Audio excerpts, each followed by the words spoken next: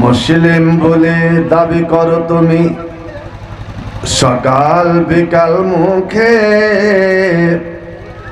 মুসলিম তুমি মুসলিম কিনা বলো হাত দিয়ে বুকে। ভাই সকাল একটা বলেন তো, কথা কিন্তু বলবেন। এটা জুমার খুতবা নয় যে খুতবা চলাকালীন মানুষ কথা বলতে পারে না। তবুও যেন এখন জুমার খুতবা হচ্ছে, ইমাম খুতবা দিচ্ছেন, ওই সময় কোনো মশলা যদি দরপেশ হয়ে যায়, কোনো জরুরি মশলা যদি চলে আসে। हजरत अब्दुल्ला सालिम साहब चतुर्वेदी तशरीफ फरमा है, वो इंशाल्लाह 1 से 1.5 घंटे के बाद তো আপনি स्टेज पर तशरीफ लाएंगे। ও মশলা জিজ্ঞেস করতে পারেন ইমামকে, যেমন আল্লাহর নবীকে সাহাবায়ে কেরামরা অনেক কথা জিজ্ঞেস করেছেন।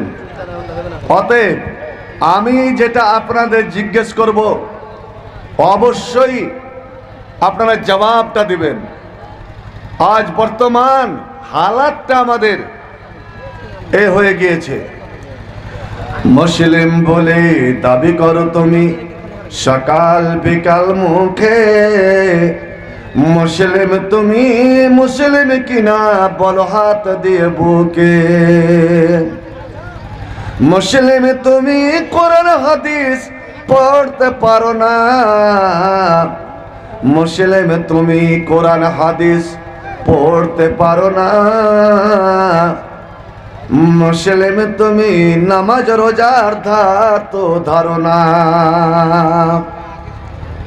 সত্যি বলেন, আজ মুসলমান হয়ে এই কোরআন, আজ মাদ্রাসার জলসা, এই মাদ্রাসায় অন্য জায়গার ছেলে, পরের ছেলেরা পড়বে। আমরা কয়জন এই কোরআন পড়তে জানি বা পড়তে শিখি বা শোনার আমাদের সুযোগ হয়েছে, আর আমরা দাবি করি মুসলমান। শুনুন, আজ আমার এই শেরশাবাদ কম, এ সীমাঞ্চলের এ ভাটিয়া কম মসজিদ বানা ডালি, যেমন আল্লাহ ইকবাল বলেছিলেন। আমরা মাদ্রাসা অনেক তৈরি করলাম, কিন্তু আজ বলুন কয়টা মুসলমানের বাড়িতে 24 ঘন্টার মধ্যে কোনো এক সময় কোরআনের আওয়াজ, কোরআনের গান, কোরআনের সুর ভেসে আসে? সত্য করে বলুন, আমার বাড়িতে কোরআন কি তেলাওয়াত হয়? আমরা বাড়ির লোকেরা কোনোদিন বসে আমার লড়কিটা বা আমার লড়কাটা, আমার বহুটা, আমার ছেলেটা কোরআন পড়েছে আর আমরা বসে বসে শুনেছি? ভাইজান,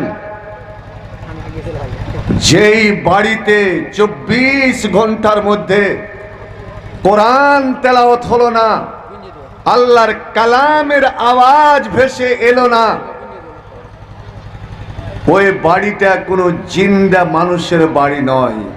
নবী আমার পরিষ্কার ভাষায় বলেছেন, সেটা হলো বিয়াবান, জঙ্গল, মরুভূমি, রেগিস্তান, কবরস্থান, শ্মশান ঘাট।